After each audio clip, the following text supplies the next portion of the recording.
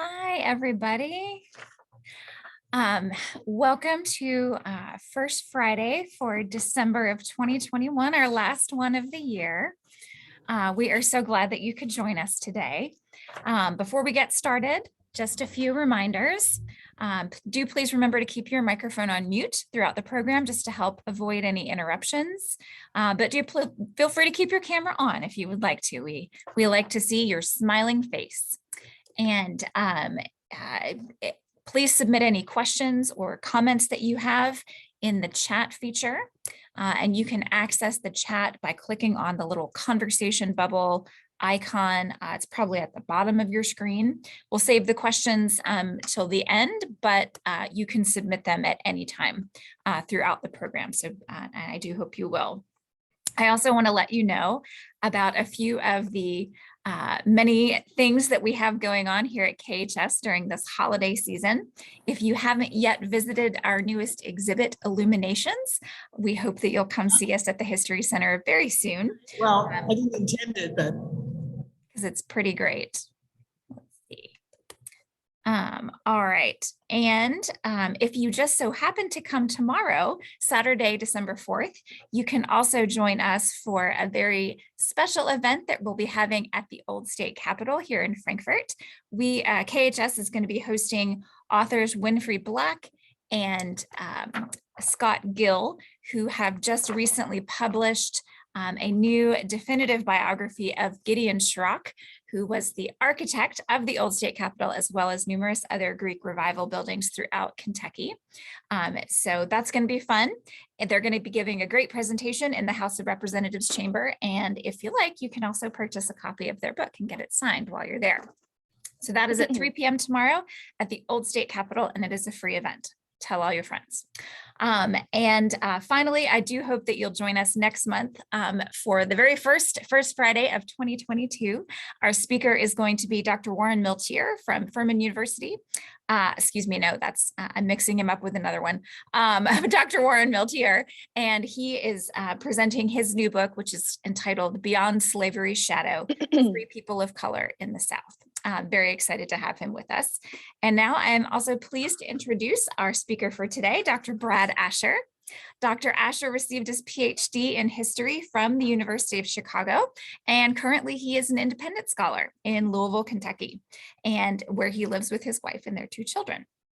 Now, he was originally most interested in Western history, and he published a book entitled Beyond the Reservation: Indians, Settlers, and the Law in Washington Territory, 1853 to 1889. But then he moved to Kentucky, and quite understandably for us, I think he got interested in the history of the Bluegrass State. So he's since authored additional books, including Fanny and Cecilia, which explores the relationship between a formerly enslaved young woman who escaped to freedom and her former enslaver.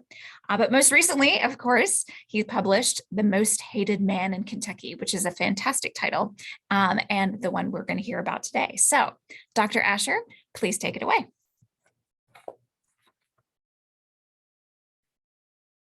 I forgot a little bit about the unmute button. You'd think after 2 years, we'd all be adept at all of this. So I'm really pleased to be here on the first Friday of 2021.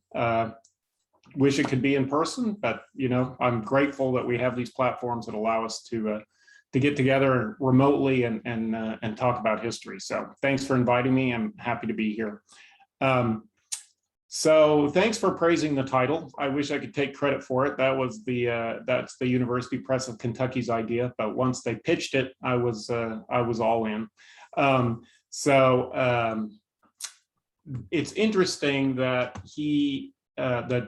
Stephen Burbridge is not so well remembered today. In fact, before we start to talk, let me just say I'll be toggling back and forth between some images on a PowerPoint and my face. So there'll be some awkward Zoom moments, but hopefully we're all kind of accustomed to those. So this is just this is the title and the cover of the book. So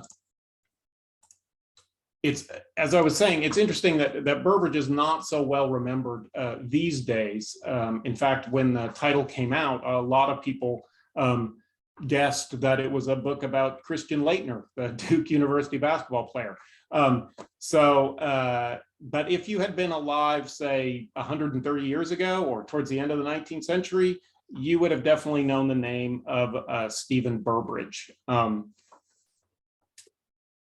And he was kind of the unchallenged title holder of the most hated man in Kentucky. So I'd like to just read you a few sentences of excerpts from how politicians and newspaper writers described Burbridge in this last 25 years of the 19th century, just to give you a sense of how he was viewed.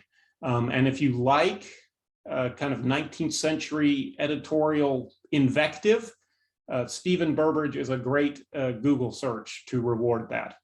So he was called this is kind of my favorite, a paupered, lecherous, despised, and criminal outcast who would forever be denied rest in the hereafter.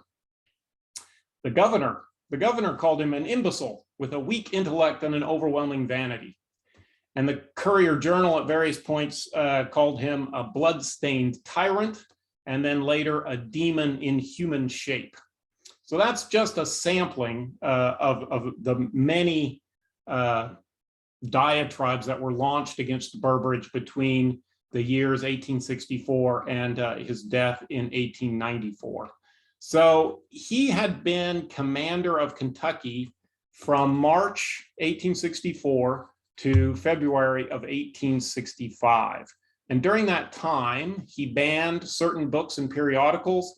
He interfered in Kentucky's elections. He arrested and banished dissenters, and he executed prisoners in retaliation for acts that they had not personally committed. And so for these and other reasons, most white Kentuckians just loathed him. And on its face, you can see why. We, in the modern day, I hope, we don't tend to favor clampdowns on civil liberties. We don't tend to favor election interference by the military or summary executions. But I think we can look more closely at the context in which those actions took place and come to a different understanding of Burbridge. And that's why I titled the talk Reconsidering Stephen Burbridge, because I think a reconsideration of him and his reputation is due.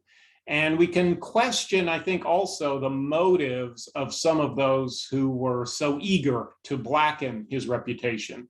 And so that's a little bit of a summary of what I tried to do in this biography. So just a little bit of background on Stephen Burbridge. He was born in 1831 in Scott County. He was the son of bluegrass elites, basically slave-owning bluegrass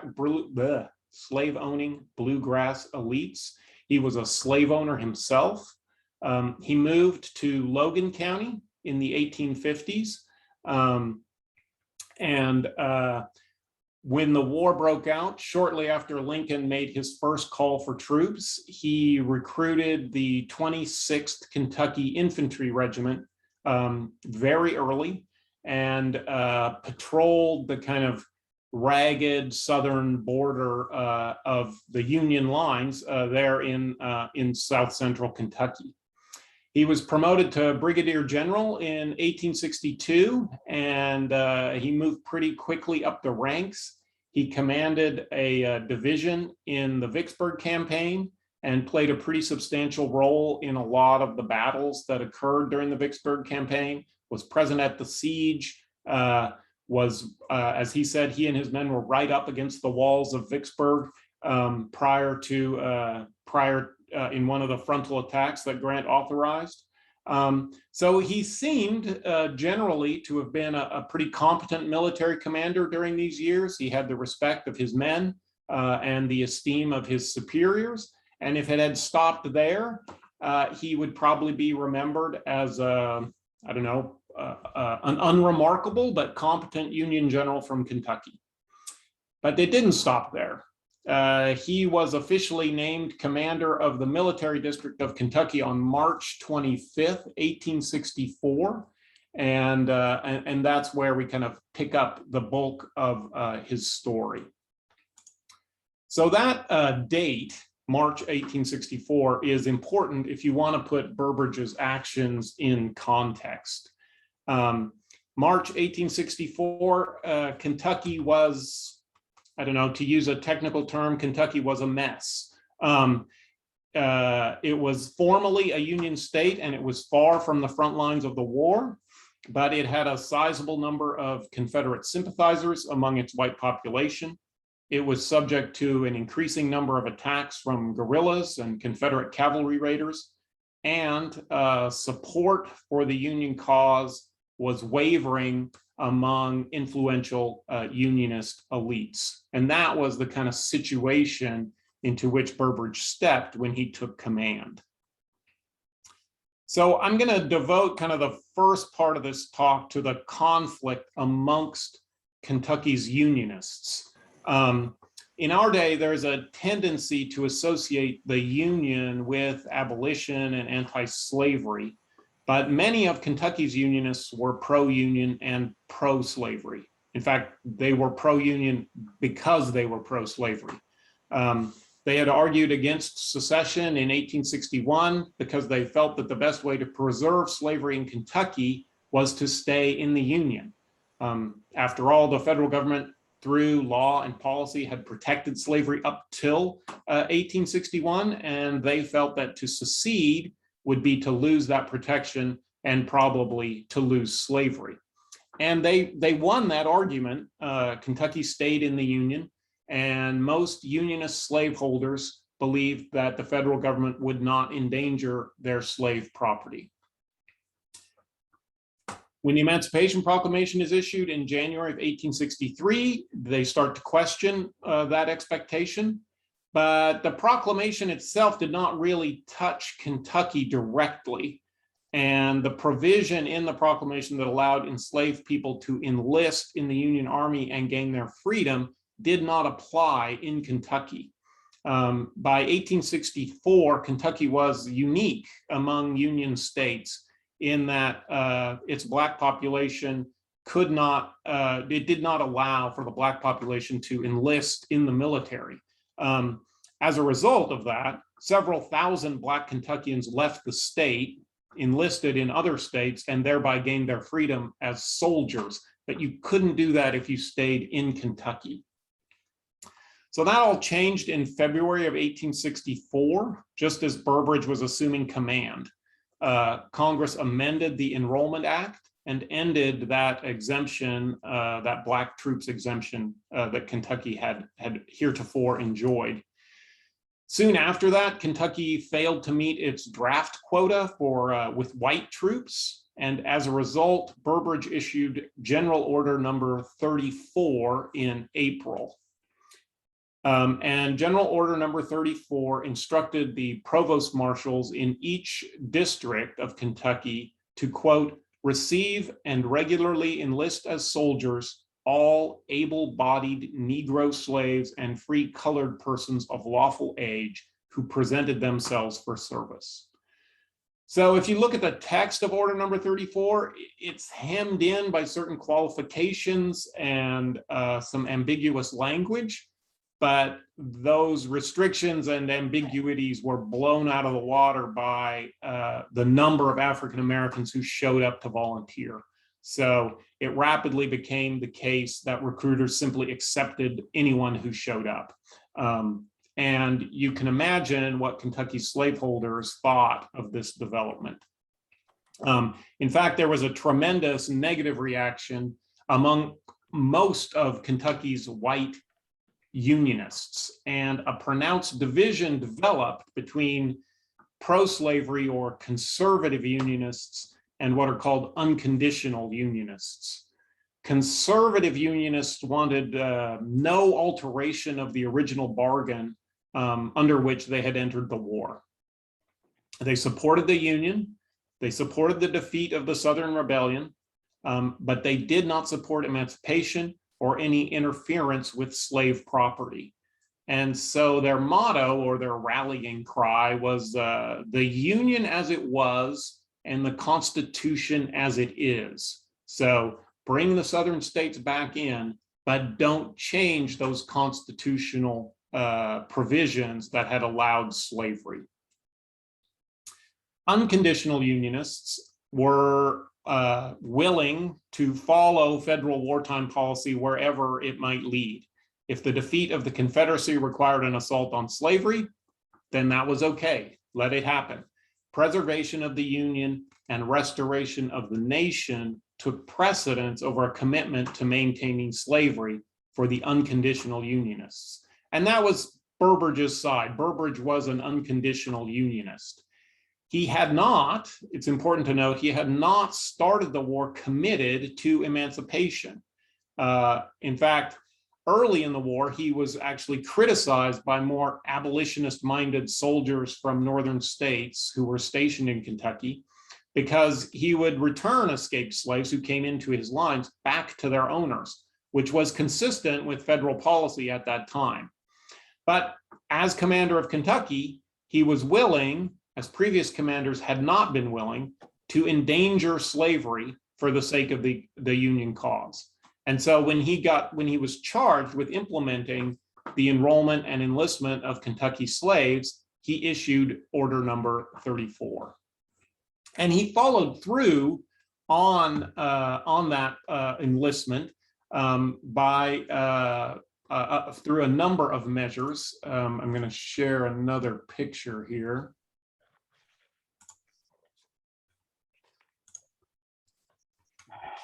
So this is a picture of the 5th U.S. Colored Cavalry, which was recruited out of Kentucky. Burbridge himself threatened punishment of those who tried to prevent enslaved people from signing up for the army. He used black troops in the field, like the 5th Colored Cavalry. He used them for garrison duty. He used them for the most detested activity detested by white Kentuckians, which was recruitment. In other words, squads of black soldiers would go onto the plantations and actively recruit slaves that were still on those plantations. And again, you can imagine what Kentucky's slave owners thought of this. He also put the abolition-minded James Brisbane in charge of black enlistment or black recruitment and in charge of the 5th U.S. Colored Cavalry. And he cracked down on conservative Unionists when they came out publicly and started to criticize the policy. So one of the most prominent of these conservative Unionist critics was this guy, Colonel Frank Wolford. Now, some of you may know Wolford's story because he is a genuine Union war hero from Kentucky. He was wounded 7 times. He was active in over 300 skirmishes. He was the dogged pursuer of John Hunt Morgan on his various raids into Kentucky. So much so that when Morgan was finally brought to bay in Ohio after his 1863 raid, Morgan sought out Wolford to offer his surrender. But despite all his Unionist cred, Wolford could not countenance the idea of black soldiers, and he denounced Lincoln as a tyrant. He called the enrollment of African Americans a violation of Kentuckians' guaranteed rights. And he said any federal recruitment officer should be arrested under Kentucky's slavery statutes. And he even offered the services of his regiment to back up state officials who would be doing those arrests. The governor at the time, who was Thomas Bramlett, another Union veteran, someone who had actually pushed for Burbridge to be appointed as commander, was on the same stage as Wolford when Wolford made that speech and issued those threats, and said nothing, sat passively by, which was interpreted as acceptance by the governor of this idea. Bramlett himself had considered issuing a call to Kentuckians to sue federal recruiters and pursue criminal proceedings in state courts, promising that he would bring the whole power of the Commonwealth to bear in such proceedings. As I said, he considered issuing that call. He was kind of talked down off the ledge for basically declaring open rebellion on the idea of Black troops. He was talked down from that position by Burbridge and some others during an all-night meeting, but he continually complained about Black enlistment and the way it was carried out, declaring at one point that, quote, truly loyal men are not willing that the status of the Negro shall be made a condition of the restoration of the government. So I'm going to stop sharing here for a bit. So Bramlett's statement, I think, kind of inadvertently blunders into the nub of the issue, which is, what did truly loyal mean in Kentucky in 1864? For Wolford and Bramlett and for many others, it meant a commitment to ending the Southern Rebellion, and then that was it, full stop. Bring the Southern states back into the Union, but respect their existing property rights, including the right to own other people. So loyalty meant a commitment to the Union as it was. Unconditional Unionists viewed this as insufficient and argued that the meaning of loyalty had changed by 1864 because the nature of the war had changed. Restoration of the Union and ending slavery had become linked objectives. You weren't going to get one without the other. So both were kind of bedrock aims of the war, and what loyalty meant was a commitment to both. So in Kentucky, acceptance of Black enlistment becomes a kind of shorthand for loyalty to the Union. And you can see this in some of the loyalty oaths that are required of contractors and businessmen who want to do business with the military. They would have to sign a loyalty oath that not only stated that they had never given any aid or comfort to the Confederacy, but also that they would faithfully support the acts of Congress and proclamations of the president having reference to slaves. So it became part and package of loyalty to the Union, the acceptance of the emancipation policy pursued by the Lincoln administration. Wolford, who was eventually dishonorably discharged, he was arrested 4 times. He was called to Washington and dressed down personally by Lincoln, was once offered a deal in which all the charges against him would be dropped if he pledged just to be quiet, not to do or say anything that would, quote, hinder the employment and use of colored persons as soldiers. And Wolford refused that deal. And the reason he refused that deal is because conservative Unionists pretty loudly and pretty regularly proclaimed that they were loyal. They just were exercising their First Amendment rights to speak freely and criticize the government. And in those criticisms, they denounced Lincoln, they rejected the idea of Black troops, they criticized emancipation as a war aim, and many of them ended up campaigning for McClellan in the November 1864 presidential election. But to Burbridge and his military higher-ups and the unconditional Unionists in Kentucky, these actions looked an awful lot like disloyalty. Specifically, Wolford and his ilk were discouraging enlistments, sapping morale, emboldening rebels and guerrillas, making them think that Kentucky would rise up in support of the Confederacy and therefore prolonging the war. Discouraging enlistments per se was illegal under federal law, and the state of Kentucky actually had a similar law on its books. It had a Disloyal and Treasonable Practices Act, which listed a number of unacceptable activities. For instance, it was illegal to speak or write against the government of the United States in a way that it excited insurrection or rebellion. So this is, Wolford is viewed by the unconditional Unionists as falling afoul not only of federal provisions against discouraging enlistments, but also against these state provisions. And one of Burbridge's beefs with Governor Bramlett was that the civil authorities of the state weren't enforcing this law, excuse me. And as the military commander of Kentucky, Burbridge felt it was his duty to do so. In fact, Sherman, his ultimate commander, tells him, where the civil authorities will not step in, the military has to. And so as a result, he instructed his officers to arrest those who publicly opposed Black enlistment and denounced emancipation. He threw some of them in jail. He banished others beyond the lines. He demanded peace bonds from others as a token of their pledge to stay quiet. He and his officers barred certain people from running for public office because of their public stance against Lincoln's policies. And then also because the military needed cooperative local officials in these local political positions to compile the rolls of who was going to be eligible for enrollment and to kind of keep tabs on Confederate sympathies within their district. So that was the interference in the elections. They would rule out certain people who wanted to run for office.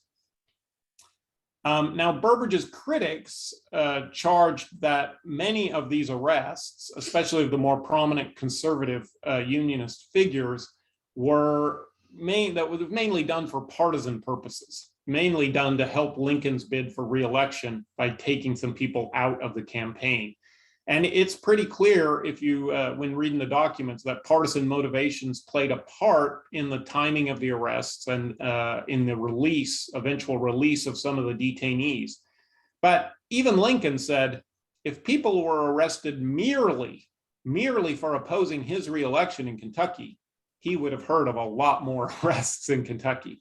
And the other piece here is that Burbridge actually continues to make arrests for treasonable speech after Lincoln's election. So it's not strictly partisan. There are partisan motivations, but there's also a real concern with the effect of these speeches on enlistments and on the state of the war.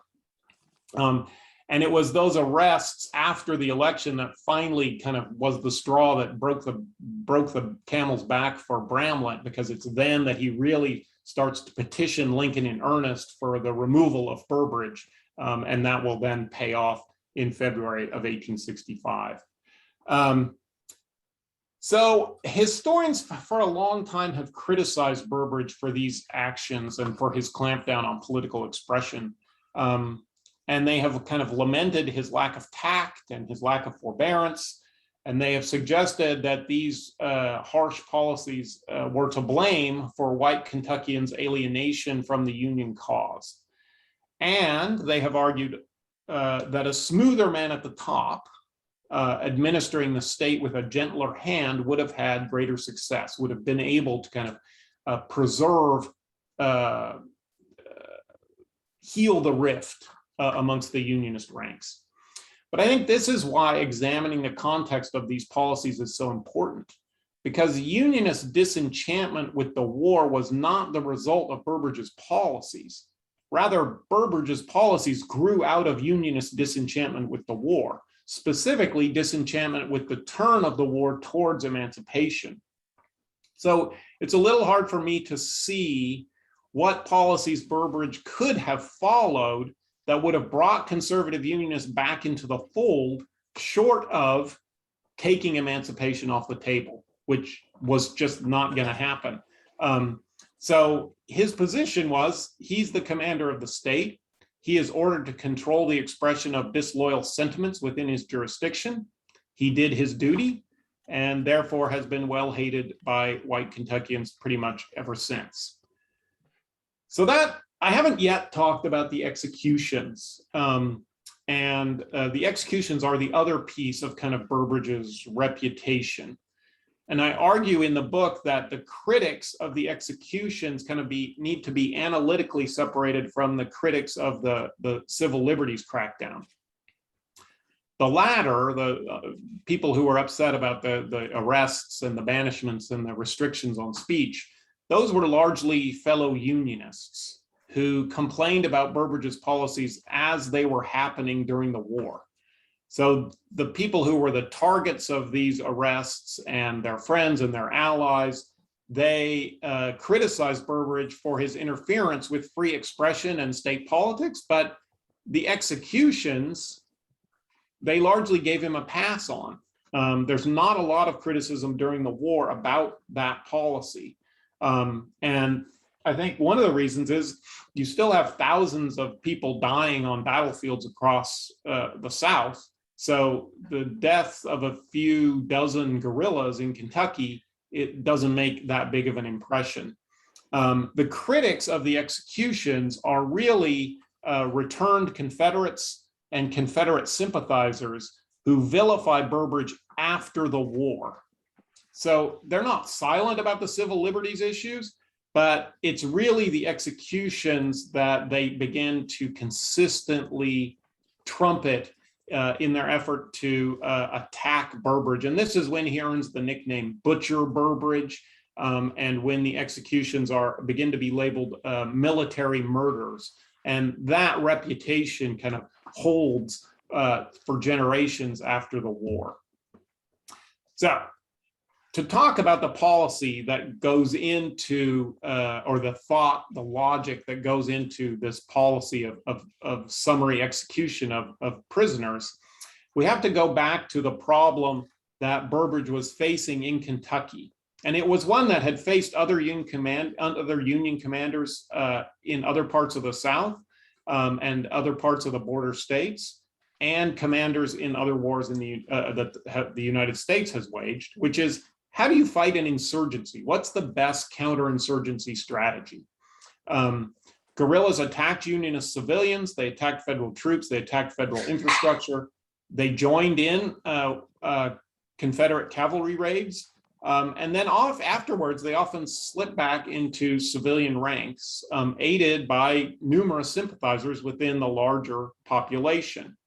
So the number of those attacks ticked up pretty steadily during 1864, especially after Burbridge's defeat of John Hunt Morgan at Cynthiana, Kentucky in June. And I'm going to share my screen again. So this was really the feather in Burbridge's cap, and the thing that got him breveted to Major General, which was his defeat of Morgan in June 11th and 12th, actually June 12th of 1864.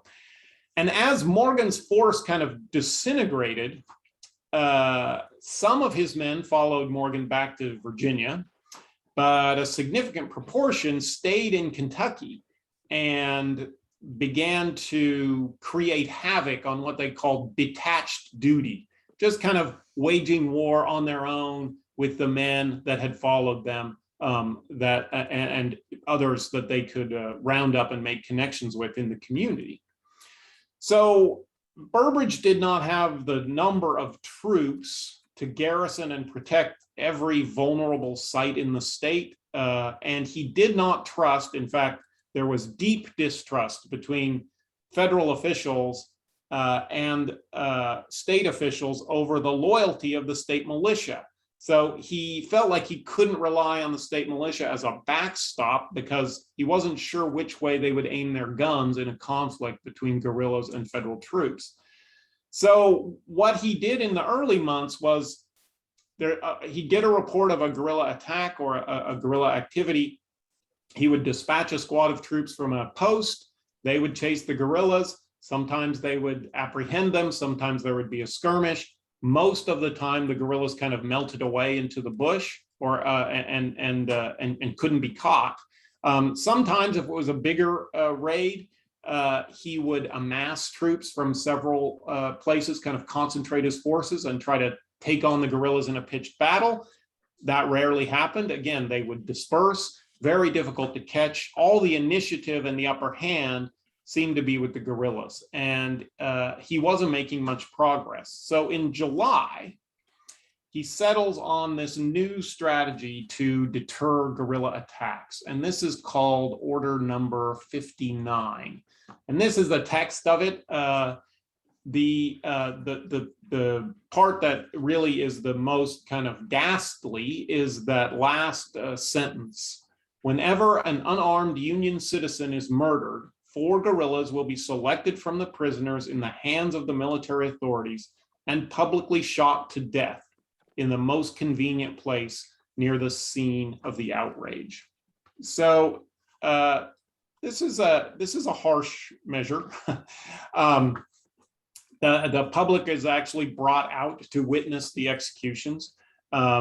The prisoners are usually left where they lay. They're buried, but they're buried not in a cemetery, but just left where they fall and covered over in kind of a shallow grave. And over 60 people are killed through the workings of Order Number 59. So it's important to note that those killed were not responsible for the death of the unarmed Union citizen. They're not responsible for that specific outrage. They had been apprehended, picked up by federal troops for other reasons, for being a Confederate soldier behind the lines and away from his unit, for belonging to a guerrilla band that at some point had been captured by federal troops, or for threatening or attacking Unionist civilians just on their own. At some point, these prisoners had been picked up by federal soldiers, given some sort of cursory investigation, and then forwarded to a military prison in Louisville or Lexington. Now, Burbridge never laid out his thinking behind Order 59, but I think the logic is clear. Guerrillas, he thought, would refrain from attacks if he knew that the result would be the death of their comrades. And the problem with that logic is that not all guerrillas are comrades. Some leaders of the irregular forces operating in Kentucky made overtures to Burbridge to kind of save their own men, but they didn't care that much about the other men in federal custody. So they did not operate in a coordinated way or share tactics and strategies. So the idea that public executions of other people would deter attacks was wrong. And if you just judged Order Number 59 on the grounds of effectiveness, I think you would label it a failure, because the guerrilla attacks continued. They were not curtailed by this threat. And so it is ineffective at achieving the goal that Burbridge wanted. But his post-war critics were not really that concerned about the effectiveness. They mentioned it, but they really attacked the executions as cruel and arbitrary violations of the laws of civilized warfare. And one of the men who really kind of puts this out there and harps on it as part of a general lost cause ideology, and a big shaper of the way Kentucky thinks about the war afterwards, is Basil Duke, who is Morgan's second in command. And through his writings, he will be instrumental in kind of fashioning this pro-Confederate view of the war. And his take on Burbridge is that Burbridge was an insensate bloodhound who killed any prisoner he could lay his hands on. So these critiques, I'm going to focus on just two issues of these critics. The first kind of shortcoming that they like to emphasize was the lack of due process for those that were executed. Burbridge maintained until the end of his days that the men who were killed had been subject to trial before a military commission. A military commission is a bit like a court-martial, a little bit more informal, meant to try and examine enemy soldiers who had violated the laws of war. And proceedings before a military commission were supposed to be formally impaneled. They were supposed to, the proceedings were supposed to be written down. The decisions were supposed to be approved by the commander. Then their records were supposed to be forwarded to Washington, and the proceedings approved by the judge advocate general. So that's a lot of layers. Most of the time, for the men that Burbridge held as guerrillas, that did not happen. And when he was challenged to kind of produce the records of the proceedings, when he would say all these men were tried by military commissions, and people would say, yeah, show us the paper. He couldn't do it. And no scholar that I have read about, and myself included, has been able to locate these proceedings in the archives. They may be there somewhere, misfiled under something, but I have not seen them, with a couple of pretty significant exceptions. There are some cases that you can get of people who were executed who actually did have full trials before military commissions. But for the most part, you don't have the paper record of these proceedings.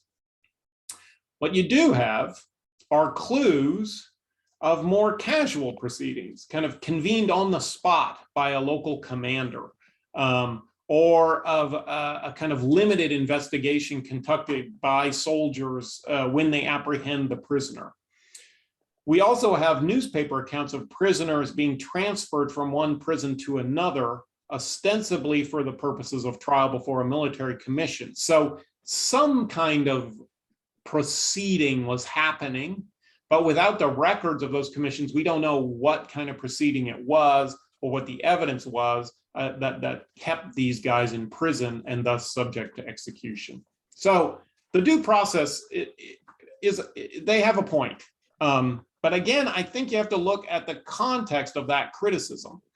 Due process is extremely important in civilian legal trials, of course, and it is important in the military justice system. But overemphasizing due process suggests that those people that were executed were being punished for a particular action for which they had been found guilty.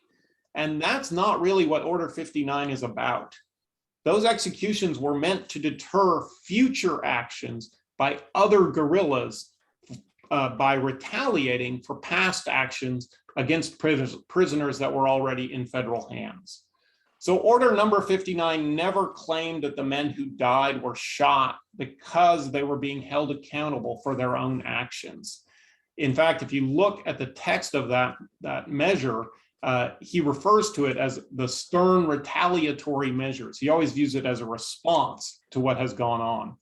But he was unable to lay hands on those who were responsible for what had gone on. So he opted instead to send this kind of morbid, grisly, bloody message to the guerrillas out in the field to stop doing the attacks. So the concept of retaliation was valid under the laws of war as they were understood at that time. In fact, the concept of retaliation is accepted even now as part of the law of war. And what it allows an offended party who has been subject to an attack by an enemy that itself violates the laws of war to retaliate against any enemy combatants in their hands as a way to deter further illegal attacks. So that's a mouthful. Let me see if I can put it more simply. It allows a violation of the laws of war by party A to retaliate for a violation of the laws of war by party B. So in the Union and understanding of things, the guerrilla attacks were illegal and violations of the laws of war. And therefore, retaliation against people held in federal custody was justified by that prior violation of the law of war. So this kind of brings us to the second point that gets hammered home by Burbridge's critics after the war. And they insist that the men executed were not actually guerrillas, but they were legitimate Confederate soldiers engaged in legitimate military actions. The label of outlaw or guerrilla was just kind of a convenience, a label to hide behind so that Burbridge could carry out this illegitimate violence against defenseless men who should have been treated as prisoners of war.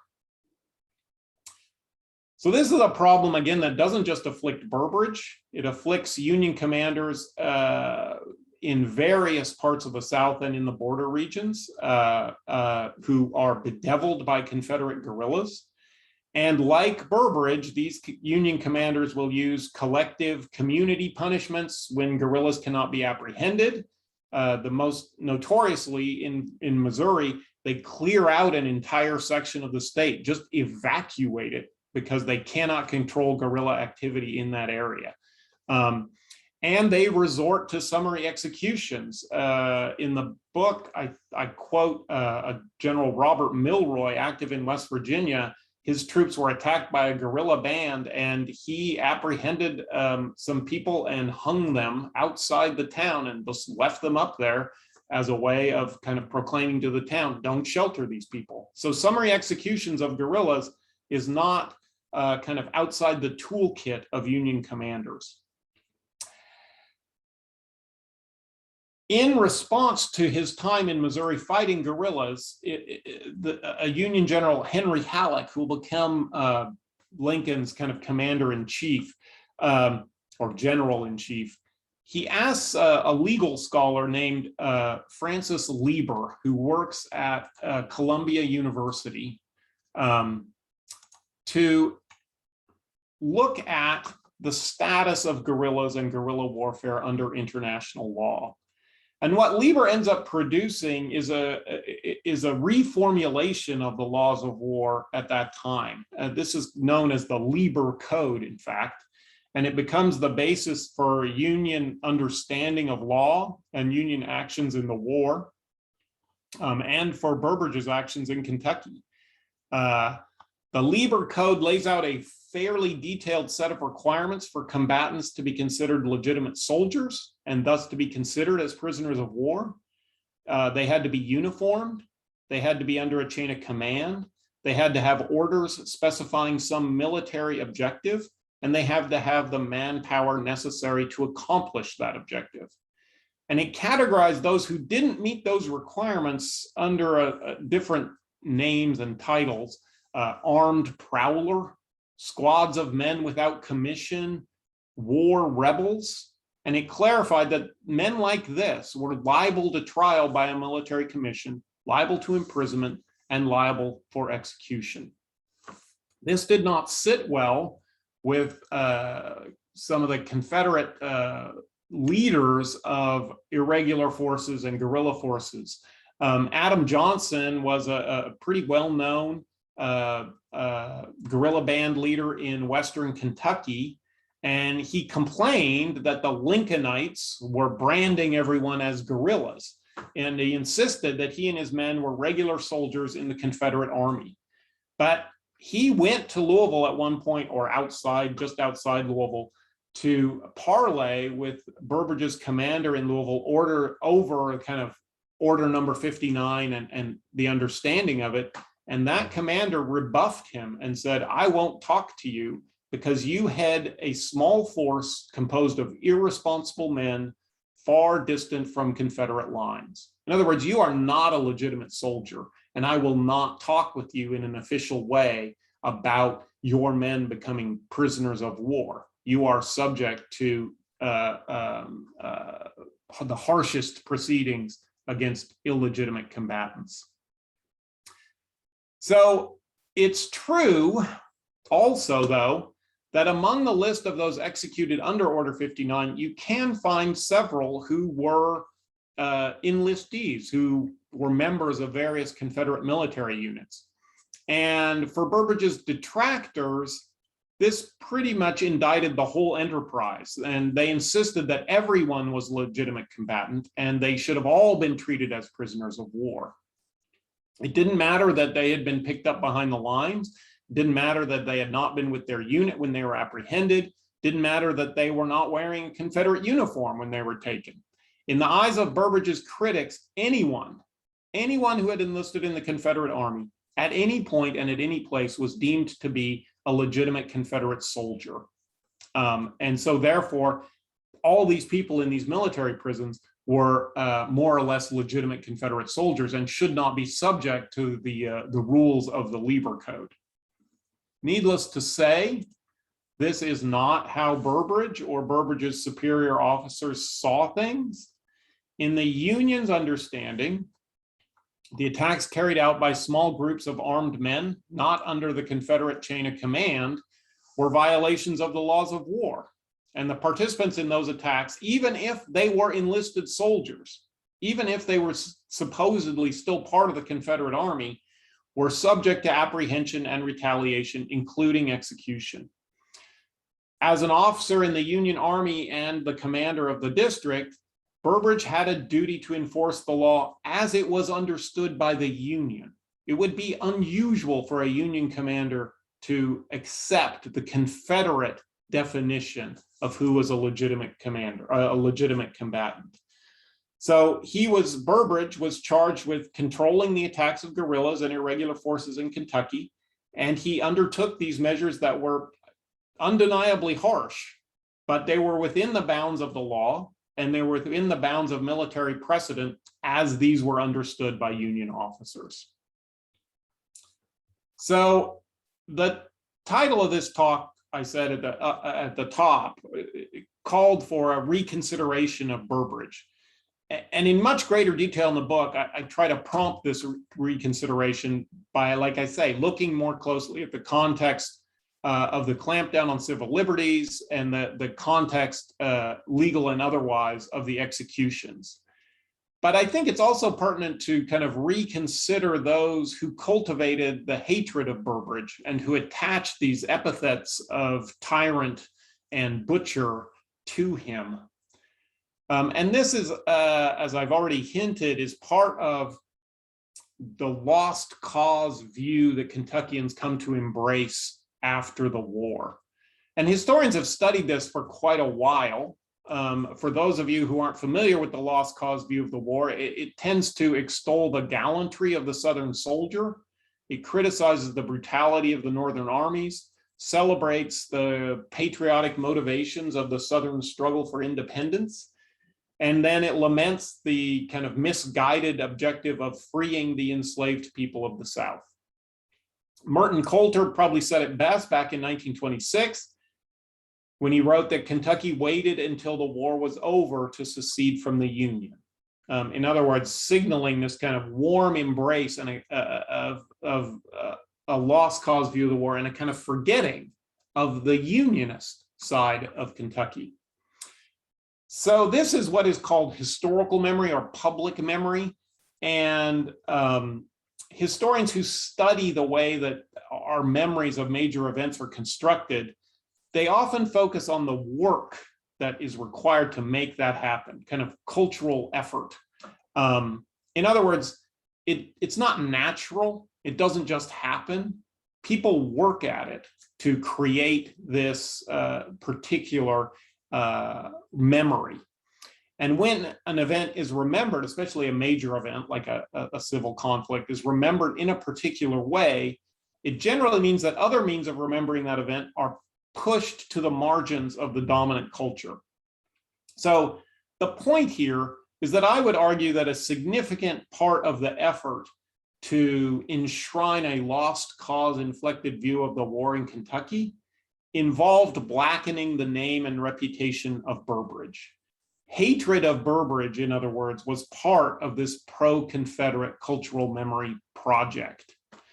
So in addition to all the normal stuff of Confederate memory, the statues to the Confederate dead, the celebration of Confederate leaders with ties to Kentucky like Morgan and Jefferson Davis, the regimental reunions and picnics, the formation of local branches of Confederate heritage organizations, Kentucky has its own unique contribution, these kind of Burbridge-specific commemorations.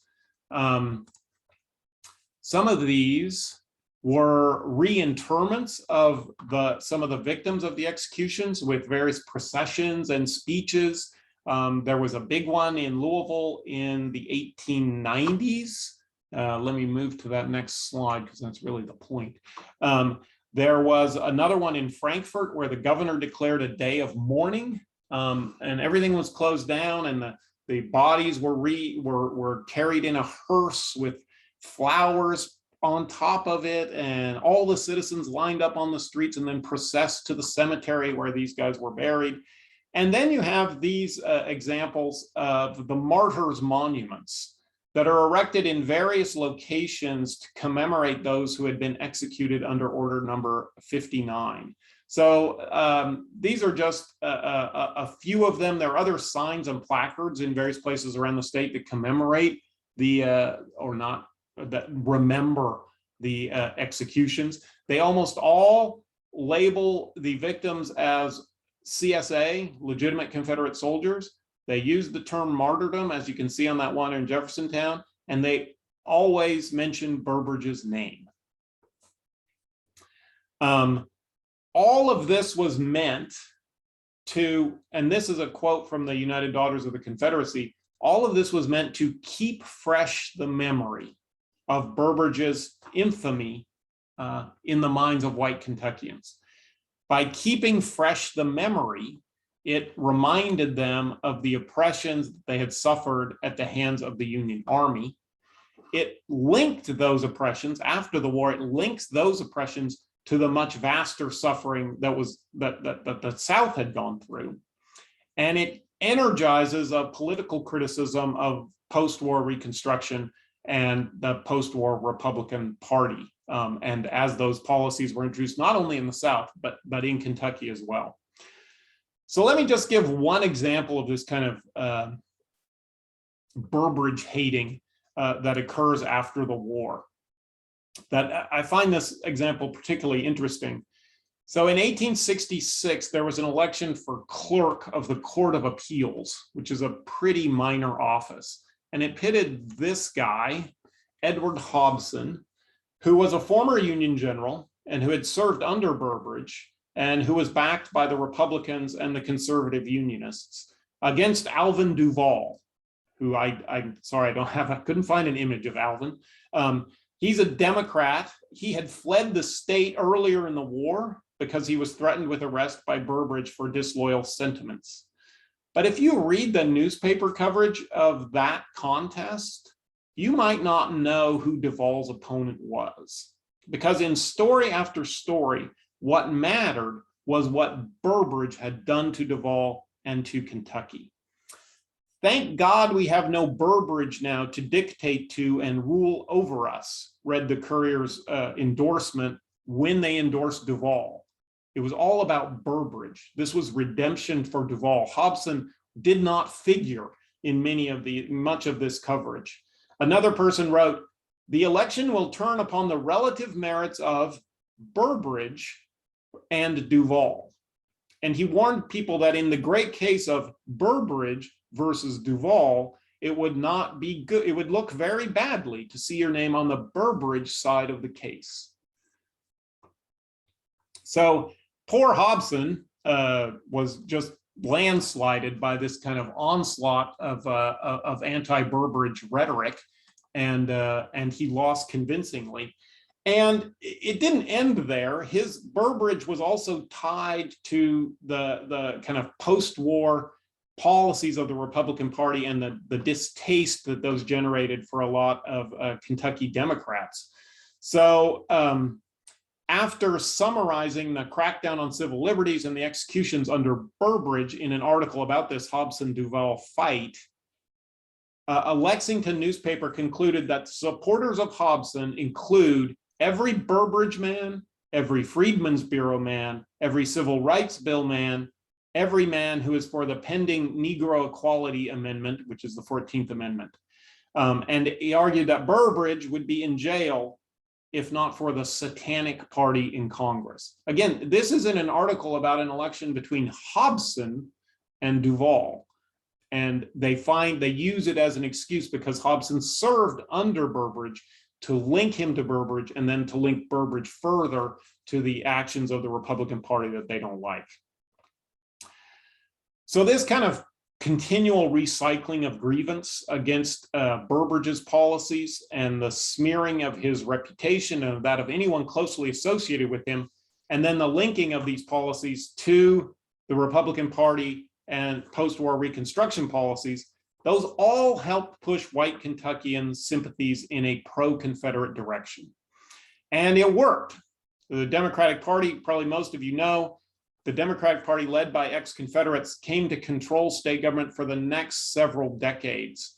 And Burbridge himself was eventually hounded from the state, and white Kentuckians firmly embraced the lost cause version of the war. So it worked on pretty much on all fronts.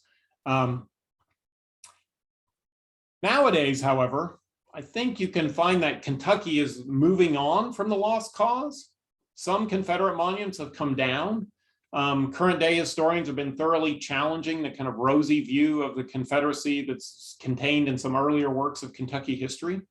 So I hope maybe that it is time to move on from this kind of general contempt for Burbridge as well. I think if we place his actions in the proper context, we find that much of the hatred directed at him was a reflection of white Kentuckians' hatred for the end of slavery. And his critics kind of expected Burbridge to facilitate a debate over the legitimacy of emancipation, of whether this was appropriate wartime policy. And they were angered when he insisted that, nope, there's not a debate here. I have a job to do, and I'm going to do it. And the wartime emergency demanded a certain standard of loyalty. And if you don't meet that standard, there's going to be consequences. And that again generated a lot of antipathy towards Burbridge. The executions, which are as very repugnant to modern sensibilities, they were legal responses to an illegal insurgency that was convulsing the state. They were in line with policies pursued by Union commanders in other areas, and they were sanctioned and approved by Burbridge's commanding officers. The attempt to transform them into illegitimate military murders carried out by an aspiring dictator was largely a post-war ideological ploy by those who were eager to portray Union wartime measures and Republican post-war policies in the worst light possible. The long hatred of Burbridge is a measure of how much they have succeeded in that ideology. The current reinterpretation of that ideology may finally pull the black cloak off Burbridge himself and allow modern students of Kentucky's Civil War history to gain a new perspective on the most hated man in Kentucky. So thank you very much. That's all I have. I'd be happy to answer any questions that people have typed into the chat. Thank you so much, Dr. Asher.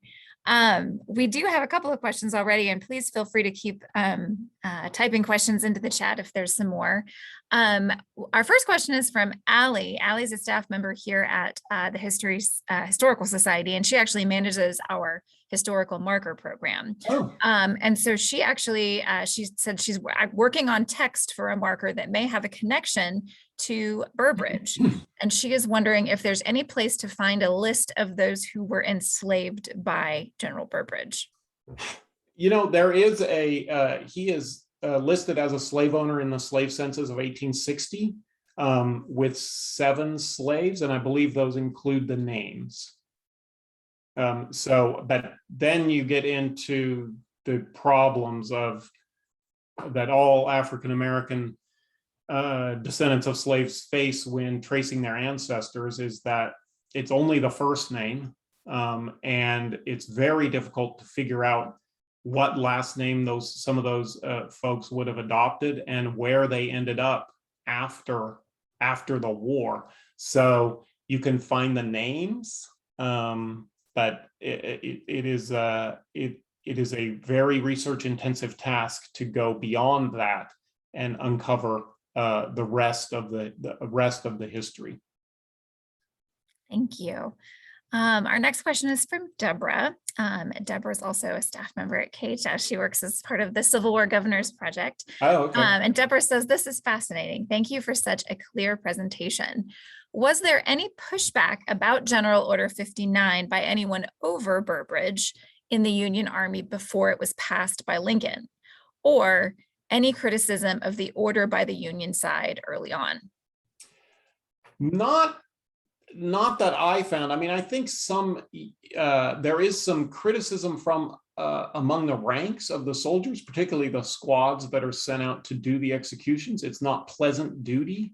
And there are some reminiscences and letters written of people saying, you know, not so sure about this policy, not sure why I'm shooting these guys. This is really unpleasant. I mean, they would carry out the duty, but in terms of higher ups and superiors, not really. I mean, Sherman and Stanton endorse the policy and approve the actions that Burbridge takes as cleaning out Kentucky. So in terms of the upper echelons of the Union Army, there is not a lot of pushback. All right. Curtis just said that it was a great presentation. Oh, and Curtis. Dina would like to know, do you know if he has a connection to the I think, is it Gano? I'm not sure how you Yeah, pronounce it. I Okay. think it's Gano, actually. Gano. Okay. Do you know if he has a connection to that family since that's his middle name? And also, was his family Baptist? I'm assuming his family was Baptist, but I don't actually, I should not, I assume that only because you really only have two choices in Kentucky. They're either Baptist or Methodist. But I don't actually know his religious faith. What he is, he does have a connection to Dr. Gano in Georgetown. And Gano is, it's in the book, and I've forgotten now. There is a connection with the Burbridge family that I think Gano marries an aunt or a cousin of Burbridge's and is in the family. And actually, Burbridge attends the Kentucky military. No, he does attend the Kentucky Military Institute, but he also attends the preparatory academy at Georgetown College, which makes me believe that he is probably a Baptist because that's a Baptist college. And that when he was doing that preparatory program in Georgetown, he lived with Dr. Gano, who's a pretty prominent physician living in Georgetown. So there is definitely a connection, a Gano connection there. All right. That is the last question that we have submitted, unless anybody else wants to come in there real quick. Thank you so much. That really was you're very welcome. Thank you. Thank you for having me. And, absolutely. Oh, hold on. We got a long one.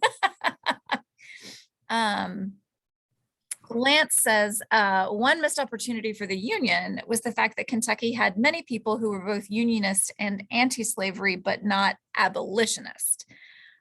This includes people like Henry Clay, Governor James Moorhead, and prominent clergy such as Peter Cartwright and James Pendleton. If Lincoln and the Union Army had written policies for Kentucky and the border states intending to appeal to this broad sentiment, perhaps much of the later attraction to the Confederate side later in the war could have been avoided. Yeah, it's possible. I mean, I think by 1863, that possibility has largely been foreclosed. And certainly Lincoln, there is a point in the war, I believe, where Lincoln brings in Kentuckians and offers a kind of compensated emancipation kind of deal, which is where a lot of Kentucky slaveholders were at, that if we can get compensation, we will allow our slaves to join the army, et cetera. And the leaders that negotiate with Lincoln just say, no, we don't want, emancipation itself is kind of off the table, especially once the proclamation comes in. These kind of gradualist anti-slavery mechanisms that might end slavery over time, the door, I think, had largely closed for those, particularly by 1863, 1864. You might have got them in the 1850s, but I think that window, unfortunately, had closed by the time of the war. Lance said he did not know about the compensated emancipation offer. And thank you. Oh, Deborah, did you have a question? You can unmute if you want. I was just wondering if there was any, if you covered anything about the Great Hog Swindle. Oh, I did. Yeah. Okay. Do you want to mention that? I can. So the Great Hog Swindle to me is I think it's been overhyped, frankly. The hog order, the Great Hog Swindle, was an order by Burbridge that Kentucky hog farmers had to sell their hogs to certain designated packing plants for the military purposes. And so it gives the military connected packing houses first crack at Kentucky's hogs, and they pay below market price for those hogs. And the hog farmers don't like this, of course, and they put up a big stink about it and say he's kind of cheating us of this money. and that it's a corrupt bargain between politically connected packing houses, et cetera. And this is actually, it's one of the issues that Bramlett raises in his issues with Lincoln about why Burbridge needs to be removed. But the hog order is only in effect for a month before those petitions have some impact. And Stanton and Lincoln both say, you know, you can't, you shouldn't be messing with the economy of the state in this way. Don't do this. It's causing too much anger. And then there was an article in written in the 1960s that went back and investigated the hog order and found that there had been a substantial degree of collusion amongst the private packing houses, the non-military packing houses, so that there was some price inflation and kind of an attempt to corner the market. So it's not like there are these free market entrepreneurial happy packing houses and the evil army connected hog order packing houses. The packing house industry itself is kind of troublesome in the 1860s. And the Bramlett says it cost the hog farmers of Kentucky $300,000. And then this article that from the 60s researched it and said it saved the Union Army at least $200,000 in pork costs. So it was designed as a money-saving measure. It seemed to have accomplished that, but at the expense of the hog farmers, which led to this big scandal. But yes, thank you for bringing it up. But yeah, I think because it only lasted a month, it's not really the thing that gets people fired up in the late 19th century. Oh, let's see. I think we've had another one. There we go. Lucas says, I appreciate your argument about Burbridge's role in forcing federal emancipation policy as a reason for many white Unionists disliking him so much. I'm wondering how you would compare Burbridge with someone like Speed Smith Fry, another Kentuckian commanding at Camp Nelson, who tragically expelled Black refugees from the camp in late 1864. Is it fair to say that Fry used his command to essentially oppose federal policy by forcing soldiers' wives and children to return to their enslavers? I think Fry probably thought he was following federal policy, because what he said when he issued that expulsion order was that I only want soldiers in my camp, and I'm only authorized to take soldiers into my camp. There is no provision for me to have women and children as a kind of refugee population in my camp. And so he expelled them with horrible, tragic consequences, because it was the middle of December and it was very, very cold and people froze to death. Just horrible idea. At the same, so I don't think he was explicitly countering the federal emancipation policy. I think he was unsympathetic to the plight and the situation of the men who are in his camp. And it's interesting that John Fee, the abolitionist from Berea, could see this problem going to develop. He said, if you take the men, the women and children are going to follow, because their owners are not going to treat them well. And so we should make provision for a camp where these people can stay. And he was ignored by the Union Army until the expulsion happened. And then it was actually Burbridge who told Fry to rescind that order and endorsed Fee's plan to build that refugee camp. So he was, again, sympathetic to the plight of the people in the camp to a degree that Fry wasn't. But I would not say that Fry was counter or hostile to the idea of emancipating the Black soldiers that came to enlist at Camp Nelson. Thank you. All right. Well, oh, and he says that's a great distinction. Thank you so much.